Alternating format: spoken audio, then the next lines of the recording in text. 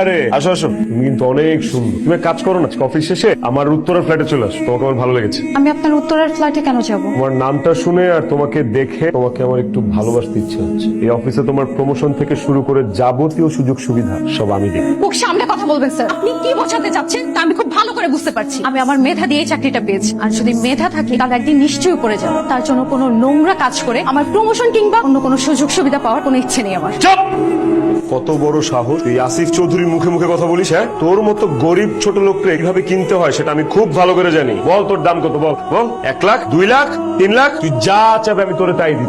আজকে আমি তোরে কাজ অসভ্য বেয়াদব ছোট লোক, তোর সাহস কি করে হয় আমার গায়ে হাত দেয়? গরিব বলে তোদের অফিসে চাকরি করি বলে কি আমরা মানুষ না? আমাদের কোনো মান সম্মান নেই? নারীদেরকে তোদের মতো বড় লোকের ছেলে কি মনে করিস? ভোগ্যপণ্য। আর কোনোদিন আমার গায়ে হাত দেওয়া তো দূরে থাক, যদি আমার দিকে নোংরা চোখেও তাকাস তাহলে তোর চোখ দুটো আমি তুলে ফেলবো। কিন্নির বাচ্চা, তোর এত বড় সাহস তুই আসিফ চৌধুরীর গায়ে হাত তুলছি? তোর আজকে আমি তুই আমার ছেলে হয়ে কোম্পানির একটা সামান্য কর্মচারীর সাথে এরকম আচরণ করতে পারবি? তোকে না, তোকে আমার ছেলে বলে পরিচিত, লজ্জা লজ্জা। আপনার ছেলে আমার ইজ্জতের উপর হাত দিয়েছে। আপনাদের কোটি কোটি টাকা আছে, গাড়ি আছে, বাড়ি আছে, কিন্তু আমাদের মতো গরিবের মেয়েদের শুধু ইজ্জতই আছে।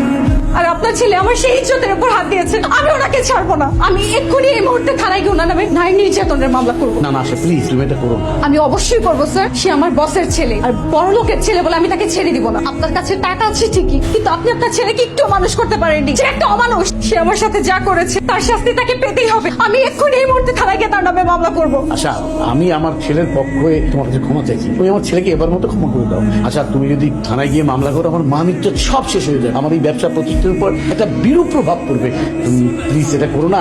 আমি তোমায় কথা দিচ্ছি, আমি আমার ছেলের বিচার আমার নিজের হাতে করবো। ঠিক আছে, আপনার কথা আমি মেনে নিলাম। আপনার ছেলে যদি এই মুহূর্তে এখন কান ধরে উঠবোস করে আমার কাছে ক্ষমা চায়, তাহলে আমি তাকে ক্ষমা করবো। এই ছোট লোকের বাচ্চা, মুখ সামলায় কথা বল। তুই কার সামনে কি বলতেছিস? হ্যাঁ, একদম জিপ টেনে ছিঁড়ে ফেলবো। তুই কিভাবে ভাবলি যে তোর মতো একটা গরিব ছোট লোকের বাচ্চার কথা শুনে আমি এখানে কান ধরে উঠবস করবো, তোর কাছে ক্ষমা চাবো? আশা যা বলছে তাই কর, সবার সামনে কান ধরে উঠবস কর, না হলে আমি নিজে তোকে থানায় নিয়ে গিয়ে নারী নির্যাতন মামলা করবো। দেখ, চুপ বেয়াদব, কান ধর, দরকার